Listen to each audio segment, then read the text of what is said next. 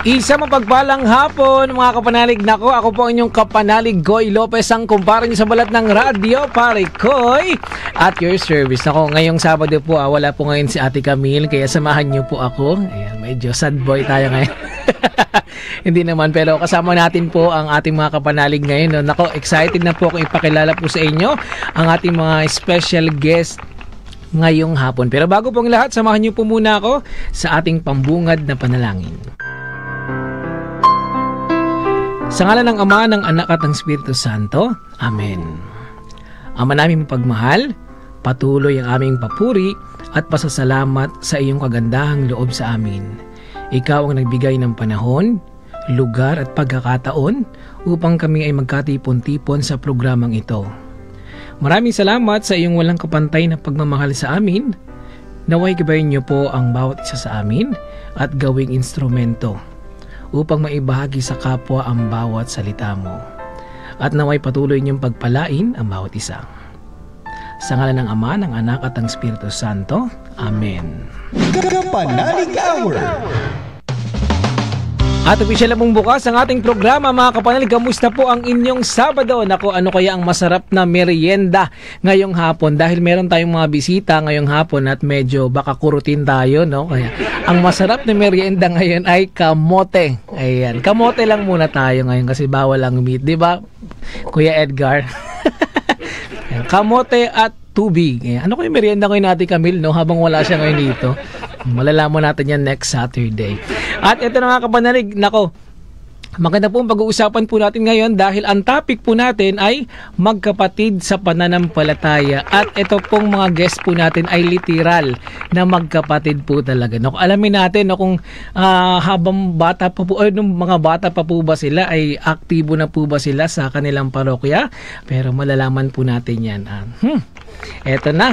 Kapanalig, kamusta ka po? No? Nako, sana habang ikaw ay nakikinig ngayon sa inyong mga talapihitan, sa Veritas TV, Sky Cable Channel 211, at sa inyong mga social media accounts, sana po ay nasa mabuti po kayo ngayong kalagayan at kalimutan muna ang problemang pinagdaraanan. No? Kahit isang oras man lang, no, at least mapawi po namin ang inyong problema.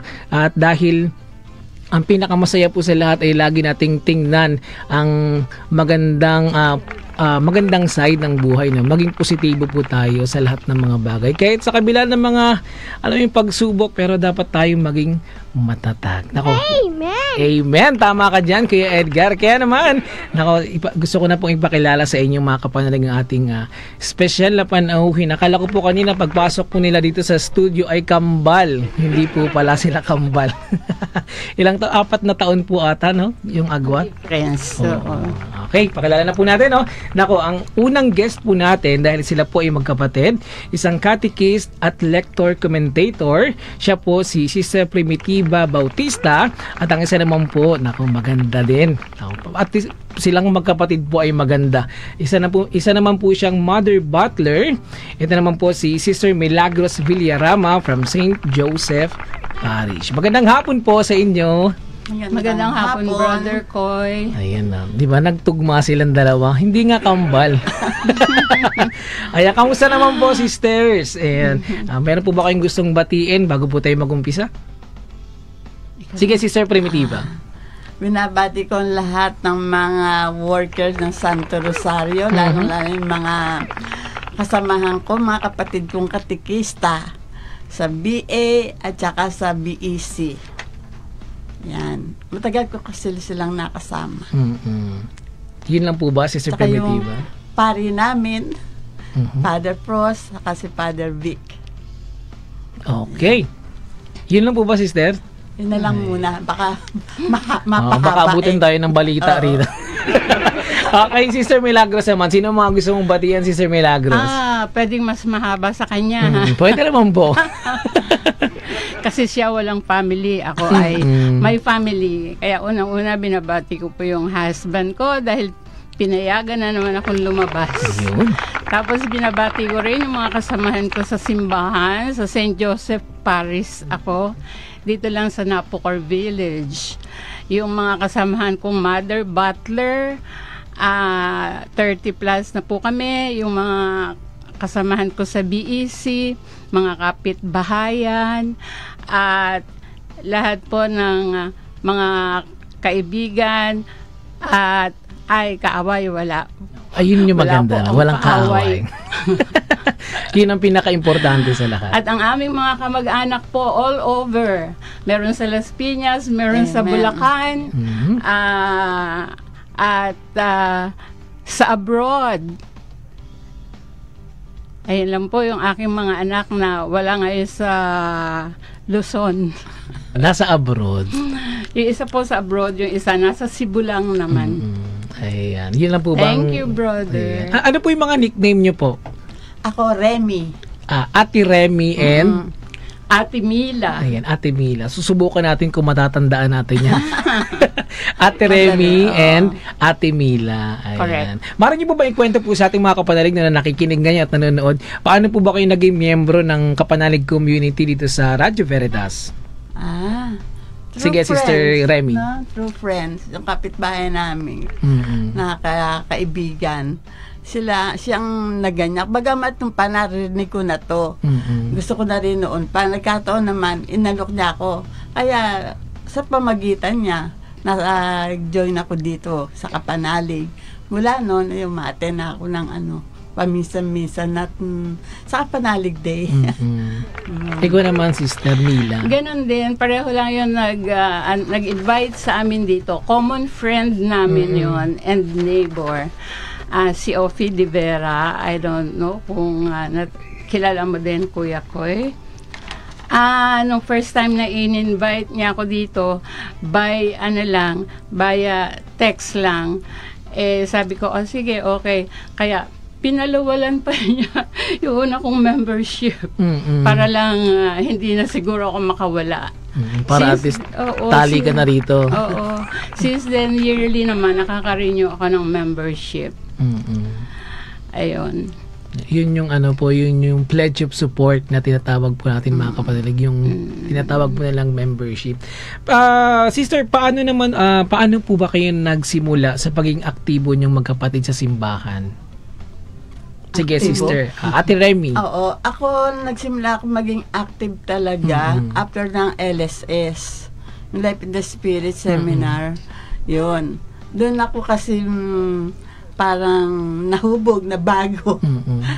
Doon ko isinurrender lahat at nangako na maglilingkod. Doon nagsimula hanggang sa ngayon sa Life in the Spirit Seminar. Ikaw naman, Ate Mila. Since high school, member na ako ng Legion of Mary. Hanggang sa nagtuturo na ako yun, faculty ako sa USTM. Kaya tuloy-tuloy lang from high school hanggang college, hanggang dito na lang nag-asawa ako, medyo nahati yung time. Oo. At saka nalipat kami dito sa Cubao, medyo malayo sa simbahan. Kaya na-stop yung aking service. Good at nitong nakalipat kami ng Tandang Sora, malapit kami sa church. Kaya naipagpatuloy ko yung service ko sa church. Marami na akong naging ministry na nasalihan. And then presently nga ayun yung aking affiliation sa Mother Butler, sa BEC, sa PREX. Dati nagkakarismatic din ako, prayer meeting. Very active. Pero ngayon, nag-head din ako doon nung meron sa chapel namin, sa church namin. Ngayon, wala na kaming charismatic dyan. Kaya, ayun na lang. Dati din akong lekom, kaya lang, medyo mahina na yung paningin. Kaya binitiwan ko na yung lekom.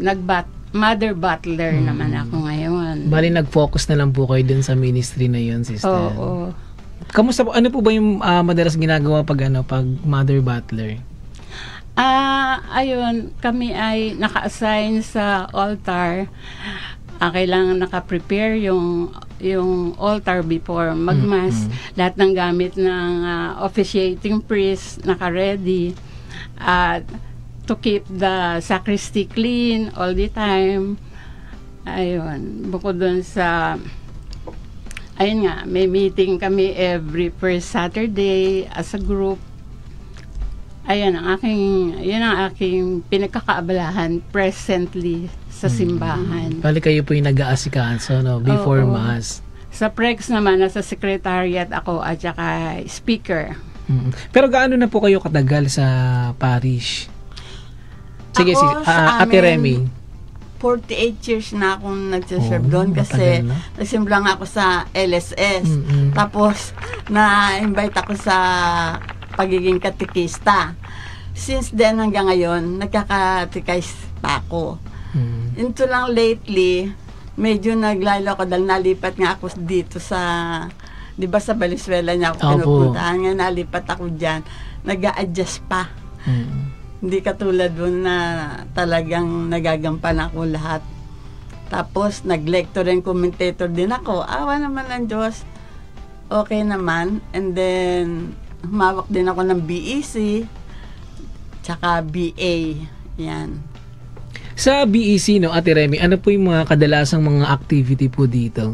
Sa BEC, yung pagbabahay-bahay, pagbubuo ng ng kapitbahayan. Ito yung pagbubuklod, no? Oo, pagbubuklod ng mga magkakapit-bahay. At least 6 families, 4 families, ganyan. Pero kadalasan, hindi buo ang family. Kadalasan, mother lang o kaya yun lang anak, ganun. Bihirang makasama ang father. Pero ano po, ito tuloy-tuloy pa rin kahit hindi buo yung family na napupuntahan nyo? Tuloy pa rin. Kasi marami naman eh. Ilang kapitbahay yun? 4, 5, yan. Masarap na mahirap ang BEC. Doon ko naranasan yung magbibiisi kayo sa ilalim ng puno ng puno ng sampalo kasi mga nasa depressed area, walang ganong lugar. Kaya nandun kami sa ilalim ng puno ng sampalo, ganun. At least na bibisita niyo po sila, no, sister, no? Oo. Kayo po, Ate Mila, gaano na po kayo katagal sa sa parish po? Same lang po ba kayo ng tagal? Hindi kuya. Sino ang Pero nauna? swerte ang parish namin ngayon dahil nasa amin na siya. Wow. Hindi pa naman magsisimula. Kumbaga siya yung asset, no? Oo. I hope talaga na magiging asset namin siya sa parish. Gawa ng mga experience niya sa previous parish niya. Dito sa parish ko, 28 years pa lang ako mula nung lumipat kami dyan kasi paglipat namin, maya-maya kasunod ko na yung mga dating leader, yung mga leader sa simbahan. Kaya maaga akong na-recruit sa simbahan. 28 years now. Ganun din, naghawak din ako ng BEC doon sa una naming simbahan, Mother Church noon, San Isidro, Labrador. Kami sub-parish lang yung St. Joseph. Pero ngayon, parish na kami. Ayun, congratulations. Oo. Kaya, ayun, dito na ngayon ang service sa St. Joseph Parish. Ayan. O ayan na mga kapanig, napakinggan nyo po ang magkapatid sa pananampalataya kung ano yung mga experience nila. At mas kikilalanin pa po natin sila sa pagbabalik po yan ng ating programa. Kapanalig Hour. At muli po tayo nagbabalik sa ating programa at ikaw pa rin kapanalig ay nakikinig sa Radio Veritas 846, ang radyo ng simbahan. Kasama niyo pa rin po ang kumpara niyo sa balat ng radyo, si Parikoy at your service. Pero bago po natin balikan ang ating mga espesyal na panauhin ngayon, no? Nako kapanalig, ikaw po ba ay hindi pa po miyembro ng Kapanalig Community at nagtatanong, no, kung paano nga ba maging member dito sa Radio Veritas? Madali lang po yan sa mga nakikinig po sa inyong talapihitan. I-dictate po natin yan. Mag-text lamang po kayo ng inyong full name, address, contact number, birthday, civil status, at kung saan parokya po kayo. Sa mga nakakakita naman po dyan sa kanilang mga screen, no? Sa nanonood sa Veritas TV at sa kanilang mga Facebook page na nakatutok ngayon, yan po ang format ng full name, address, contact number, birthday, civil status, at parokya. At saan po ba isi-send? Mag-text lamang po kayo sa Smart Network 0998-588 0998-588-3660. Ulitin ko po kapanalig, 0998-588-3660. At kung ikaw naman po ay Globe Network, mag-text lamang po sa 0917-621-1902. Ulitin ko po, 0917-621-1902. At kung ikaw naman po ay nasa ibang bansa, maaari ka pong mag-email naman po sa veritaskapanalig@gmail.com. Ayan. Lahat po ay pwede pong maging miyembro ng ating Kapanalig community. At sa mga nagtatanong naman kung paano nga ba magbigay naman po ng pledge of support, at kung ikaw po ay natatakot pa rin po magbiyahe, lumabas, magpunta ng bangko, madali lang po yan dahil meron po tayong nilaunch po rito sa Kapanalig community. Ito po ang tinatawag na Pledge on Wheels. Ayan. Sa lahat po ng mga gusto magpa-schedule para kayo po ay mapuntahan po ng ating mga kasamahan dito sa Radyo Veritas, nakikita nyo po sa mga screen. Ito po yung mga nakatutok naman po sa radyo. Tuwing Tuesday po, ayan po ang Antipolo, Marikina, Montalban, Cainta, Taytay, San Mateo. Pag Wednesday naman, Kapanalig, Las Piñas, Alabang, Muntinlupa, Parañaque, Cavite, Laguna. Pag Thursday, ito po ay nasa Makati naman, Taguig, Pasig, Mandaluyong, Pasay, Manila. Pag Friday, Quezon City South, Caloocan South. Saturday naman po, nasa Bulacan, Navotas, Malabon, Valenzuela. At pag Sunday naman po ay nasa Quezon City North, Caloocan North, Novaliches at San Jose del Monte, Bulacan. Ayan, magpa-schedule lang po kayo. Pag Monday po, wala po tayong schedule dahil rest day po yan ng ating mga kasamahan po sa pag-iikot. Kaya naman po magpa-schedule lang po kayo at makipag-coordinate na po kayo sa inyong mga Kapanalig coordinators para at least po ma-schedule po ang inyong mga pledge of support. Kaya text na po Kapanalig sa 0998-588-3660. At meron naman po tayong GCash account, sa mga nagtatanong naman po kung saan po ba pwede magpadala sa ating GCash. Ito po ang ating account name. Sa mga nakikinig sa radyo, ito po ang ating account number 0998-588-3660. Ulitin ko po, 0998-588-3660. Ang account name po niyan ay Apple and Estrella. At sa mga nanonood naman po sa kanilang mga screen, sa Facebook page ng DZRV846, Facebook page ng Kapanalig Community, at sa mga nanonood po sa Veritas TV, kung meron po kayo nakitang QR code dyan, scan nyo lang po yan at automatic na po, pwede na po kayo mag-pledge of support, magbigay po ng amount or maglagay ng amount. At huwag niyo po kalimutan mag-text po sa 0917-621-1902 or tumawag sa telephone number 8925-7931 hanggang 39 at tumawag sa local 128. Ayan po makinig po tama po ba, nasundan po ba Kapanalig? Nako, medyo nahirapan. Kuya Koy, masyado kang mabilis. At ito na, kung kayo naman po ay gusto na mag-transfer po sa bangko, kung ano yung mga account name po natin, ito po ang ating account name Kapanalig. Ilista na po, ilabas na po ang ballpen at papel. Ready ka na ba? Ito na. Ang account name, DZRV Radio Veritas Foundation Incorporated. Sa Metro Bank po, ang account name po, account number po natin ay 0763-0762-70210.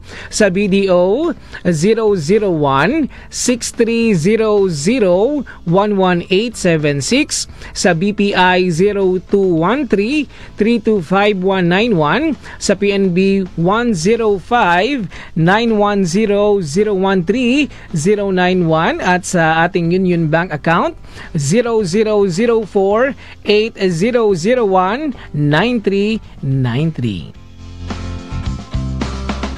At ayan po ang ating mga detalye Kapanalig. Mamaya po sasabihin po natin ulit, kaya pa po ba Kuya Ed? Mabilis yan si Ate Camille kasi. Ayan, ingat ka ngayon Ate Kapil kung nasaan ka man ngayon, namimiss ka na po namin. Last Saturday po mga Kapanalig, maiba lang po ako. Nag-start na po yung ating kwentong mula sa puso sa mga gusto po magbigay ng mga kanilang mga kwento, mga inspiring stories po. Pwede po kayong magsulat o pwede po kayong mag-email or mag-send po ng inyong story po sa ating Facebook page, Kapanalig Community. Babasahin po natin yan. Pipili po tayo ng mga letter sender at kung kayo po ay nahihiya po rin magpakilala, pwede nyo pong itago ang inyong mga pangalan at gamitin po ang ibang pangalan. Sasabihin naman namin Mamaya banggitin namin yung Sister Primitiva. Sabi ni Sister, hindi ako yan, Koy. O kaya ano yan, pwede naman po kayo mag-screen name lang. Okay, kapanalig? O kaya sulat na po kayo at pwede po kayo magbigay. Binabasa po natin yan every third Saturday of the month. At eto na nga, balikan na po natin ang ating mga special na panauhin ngayon. Kamusta po kayo, Sister? No? Medyo mahaba pong aking adlib, no? Okay lang. Okay naman po. Ayan. Opo, Sister, nabanggit niyo po kanina, no, kayo po ay dating teacher. Kamusta po? Nung kayo po ba ay nagtuturo, kayo po ay active pa rin po sa sa inyong parish? Nung nagtuturo kasi ako dito nga kami sa Cubao umuwi nun. Malayo kami sa church. Kaya medyo nag-lay-low ako sa service noon. Although yung mga primary tungkulin ng as Catholic, hindi naman napabayaan.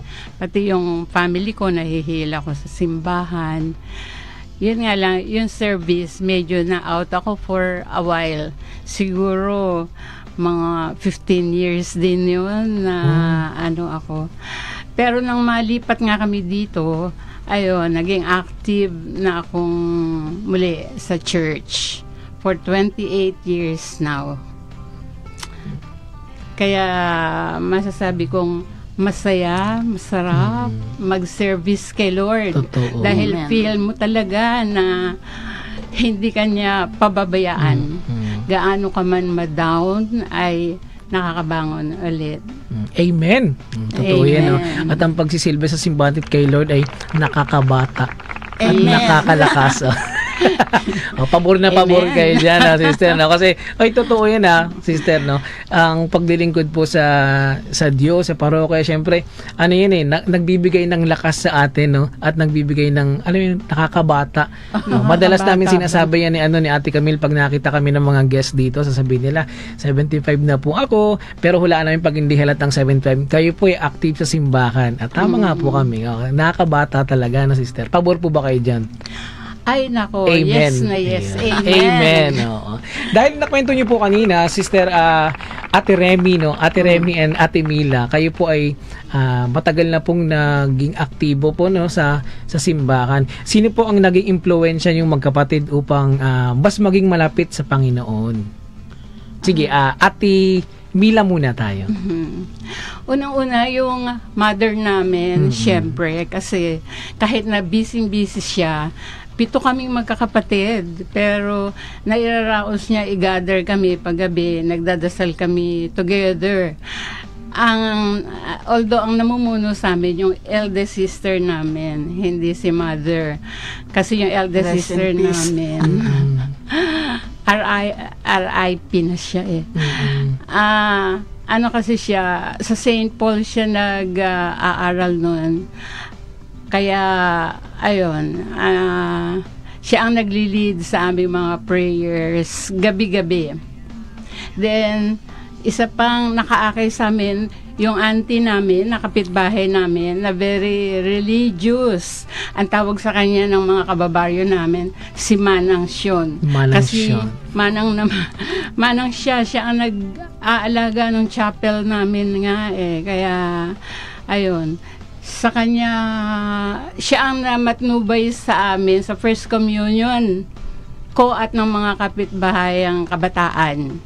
Yung First Communion namin ay ginawa sa chapel, pagkatapos marami din kami na, siguro mga 10 to 12 kids. Pagkatapos noon, may pa-breakfast pa siya sa bahay ng isang auntie ko. Kaya mula noon, maraming mga kabataan siyang nahila bukod sa amin. Pero kami siyempre ang una dahil nga hindi niya kami pinapayagan na hindi sasama sa kanya pagkailangan sa bisita kahit gabi, kahit kababaha pa lang, putik na putik. Kailangan siyang samahan kahit nagkakandaiyak na kami dahil gabi tapos madilim pa. Pero kailangan kami sumama. Ayun naman, magandang foundation din kasi mula noon talagang nalubos yung pananalig namin. Amen. Na si Lord talaga ang kapitan mo at hindi ka mapapabayaan. Kasi mula sa pagiging napakahirap namin noon. Talagang kumapit lang kami. Ngayon, awa ng Diyos, masasabi naman namin na buong pamilya, lahat kaming magkakapatid ay medyo nakaangat-angat kahit papano sa buhay.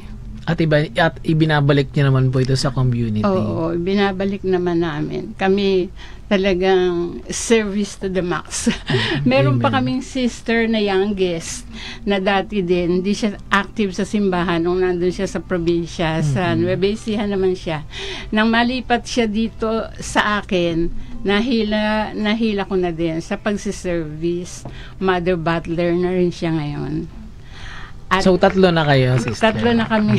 Yun ang mahalaga. No? Hindi lang namin naisama, kuya, kasi merong Way of the Cross kami sa Paris. Dapat ako ay kasama doon. Hindi nga ako pwede, kaya siya ang ipinalit ko. Kaya tuloy, hindi namin naisama.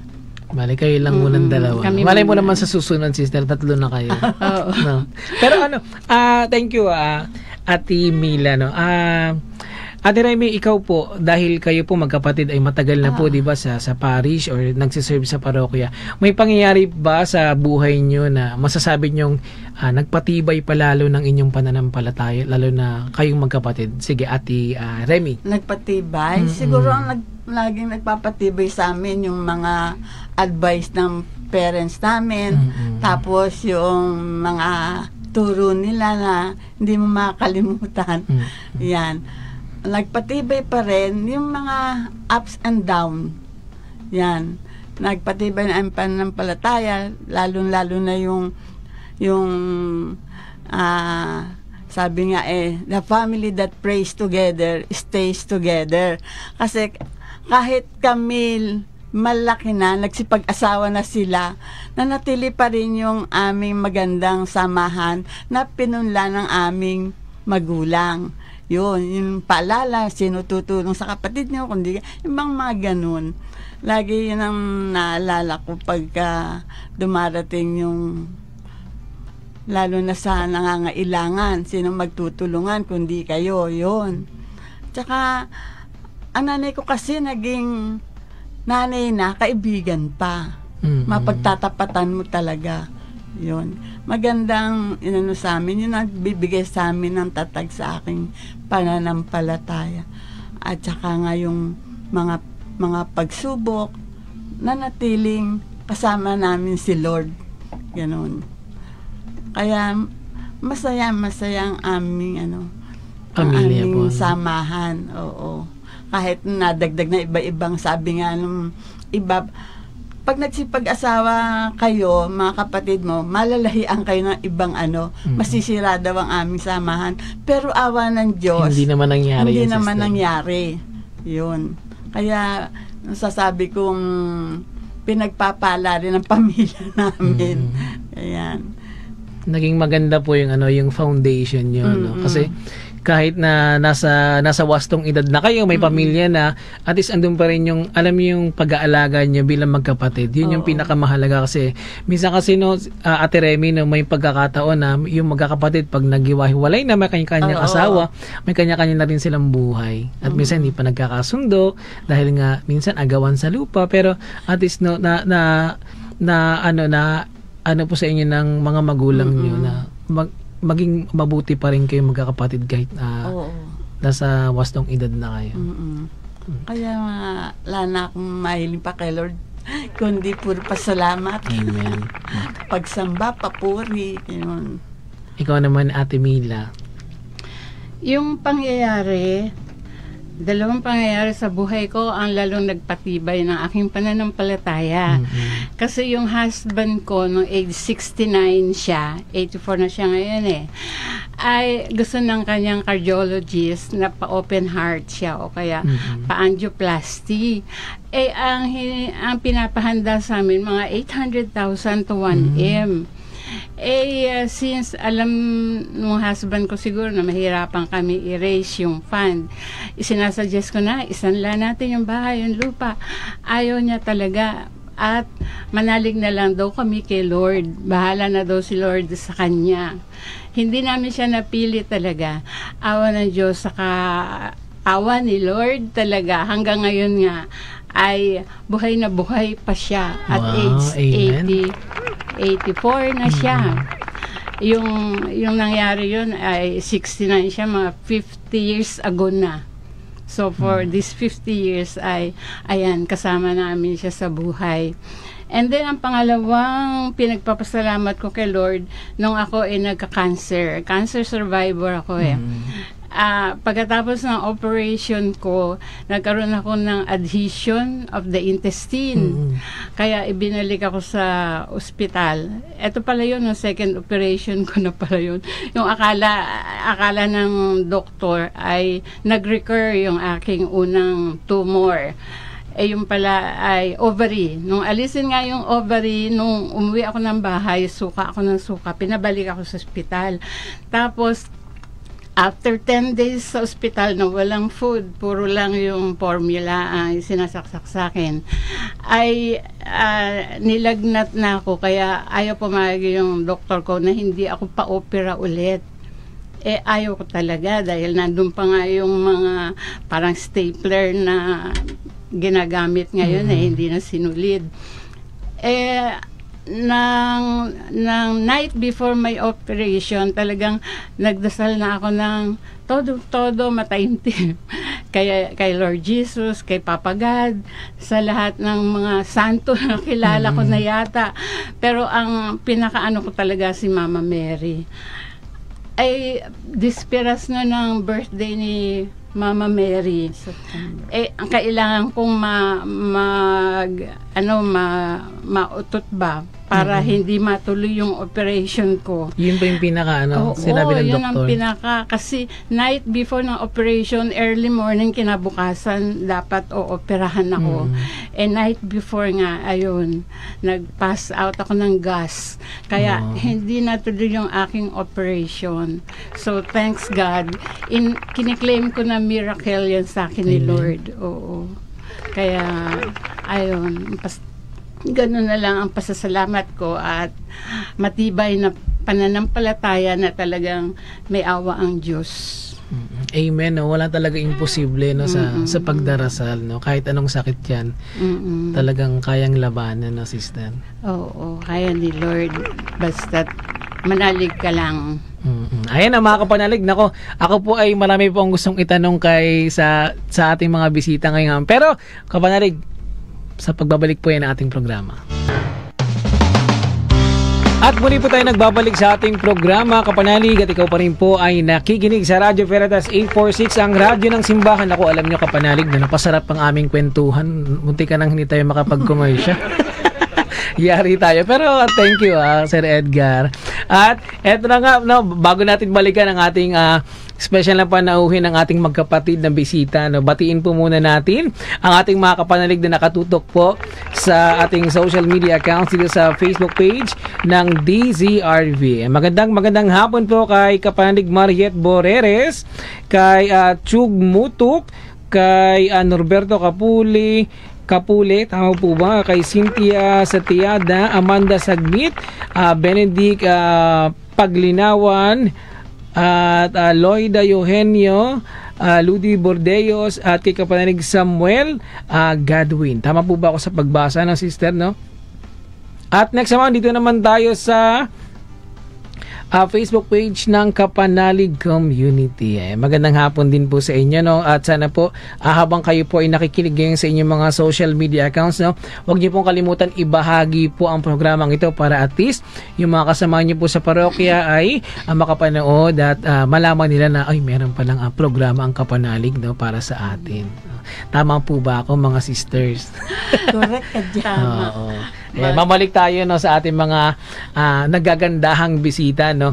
Ate Mila and Ate Remy, no. Meron lang akong last question po sa inyo dahil malapit na naman po matapos ang ating programa, no. Bilang kayo po ay magkapatid sa pananampalataya, ano ang aral na maibabahagi nyo po sa ating mga kapanalig na nakikinig ngayon sa ating programa? Si Ate Remy muna ang sasagot sa ating last question. Ako, may babahagi ko lang yung maging sentro sa buhay ang Diyos. Yun. Amen. Maging sentro at yung mga salita niya isa sa buhay, hindi ipapasok sa isang tenga, lalabas sa isang tenga. Ang maganda yung sikaping maisabuhay. Yun ang masasabi ko sa kasi kami bilang magkakapatid, lagi namin iniisip yung ano ba ang gusto ng Diyos. Yan.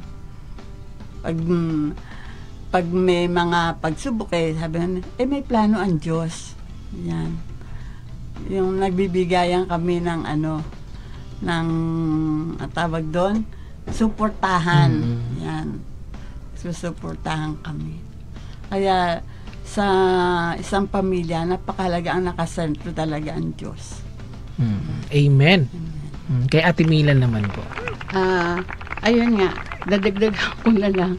Kasi pag nasa center natin si Lord ay talagang hindi tayo maliligaw. Ang lagi na lang isipin natin, pinapangaral ng mga parents namin noon lagi, magmahalan kayo, magbigayan kayo, magpatawaran kayo, at mananatiling buo ang pagsasamahan ninyo. So, kahit kanino, magkakaibigan, magkakapitbahay, isipin lang lagi, magmahalan, magbigayan, magpatawaran kung may nagkamali. Amen. Amen. Amen. Meron po ba kayong gustong pasalamatan po bago po magtapos ang ating programa sa inyong mga kasamaan sa parokya, kay Father, kay Ate Remy po? Ako ay lubos na nagpapasalamat dahil ilang taon ako sa aming parokya doon sa Holy Rosary, Valenzuela. Kaya nga sabi ko, inampun ako ng Mahal na Birhen ng 48 years na nandun ako. Kaya maraming salamat sa mga kapatiran doon, yung mga kasama ko nga sa mga organisasyon. At siyempre, doon sa mga paring nagdaan. Kasi marami na akong mga pari, ilang pari na yun.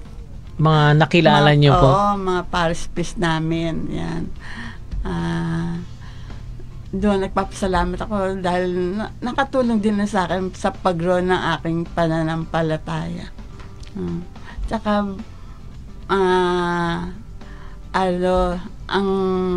pamangkin ko na may sakit ngayon ay cancer din dalangin ko na sana makasurvive. Hanggang ngayon na kasi pa siya. Ang tawag doon siya, yung chemo po ba? Radiation. Tapos na yung chemo niya. Yan. Naka 16 chemo na ang nagdaan. Ngayon naman, radiation. Bigyan siya ng lakas ng loob, ng faith, dagdagan niya ang kanyang pananampalataya. Amen. Pag-ibig at pag-asa na makapaglingkod siya. Kaya mga kapatid, samahan po natin si Sister Remy para sa panalangin. Kay Sunny Bautista. Sunny Bautista. Message naman po niyo, Ate Mila. Ganun din, maraming salamat sa mga paring nagdaan sa aming parokya. Lalo na ngayon sa parish priest namin kay Father Eric na maraming bagong na-inject sa aming pagsasamahan sa simbahan, kay Father Louis, sa mga nagdaan, kay Father Mike, kay Father Joey, kay Father Dexter, at marami pa. Sa aming parokya kasi marami kaming naalagaan ng mga seminaryan. To date yata ang napatapos na namin, naging pari na ay 17 na sila. Yeah. Madami. Congrats. Yan ang aming achievement as a paris. Gusto ko rin batiin, pasalamatan yung mga anak ko. Dalawa lang ang aking anak, si Marvin at si Carlo, na well-known ngayon as Mama Loy. Mama Loy. Oo. Vlogger siya kasama ni OG Diaz. Talaga po? Oo, kasama ni OG Diaz. Binabati ko din si OG, parang anak ko na rin yan Oo. Nasa Cebu sila ngayon, parang magsisimba lang yata sa Mala ba yun? Ano yun, panata yata ni OG Diaz na monthly ay sumisimba sa Cebu pa yun. Oo. Ayun lang, maraming salamat din sa mga kasamahan ko sa simbahan, lalo na sa aming head ng Paris Council, si Ate Lisa Dayaw, at marami pa. Hindi ko na lang mababanggit kayo lahat. Baka mawala na naman ng commercial si Brother Koy. Baka mawala tayo sa ere. Ayun, ayun mga kapanalig, no? Maraming salamat po Ate Remy and Ate Mila, no, sa pagbibigay ng pagkakataon at syempre oras po dito sa Salamat programa, no, din. dahil hindi po biro ang mabiyahe dahil malayo-layo din po, no, at matraffic. Yun po Wala yun, para kay Lord. Yes, amen. At para sa ating mga Amen. kapanalig na nakikinig ngayon. Oo. Ayan mga kapanalig, no? Nakasama po natin si Sister Milagros Villarama at si Sister Primitiva Bautista from St. Joseph Parish. At ang pinag-usapan po natin kapanalig, ano po ang topic natin, no? Kapatid o magkapatid sa pananampalataya. Nabulol pa ako, no? At ito na nga, bago magtapos kapanalig, ini-invite ko lang po kayo, no? Inaanyayahan po namin kayo sa ating Kapanalig Day sa March 2 po, Saturday po yan ngayong darating na Sabado, next Saturday, alas 9 ng umaga hanggang alas 11 ng umaga. Live po yan dito sa ating Veritas Chapel, 162 West Avenue Corner, EDSA, Quezon City. At ang ating guest speaker po dyan ay si Reverend Father Benjo Fajota. Kaya naman kita-kits po kapanalig sa ating Kapanalig Day. At ako po ay magpapaalam na kapanalig. Maraming salamat po sa inyong pagsuporta at pagtutok sa ating programa. Ako po ang inyong kapanalig, Koy Lopez, ang kumpare nyo sa balat ng radyo. Pare Koy, at your service ang sasabing every gising is a blessing. Sumayin nyo po ang katotohanan. Jesus.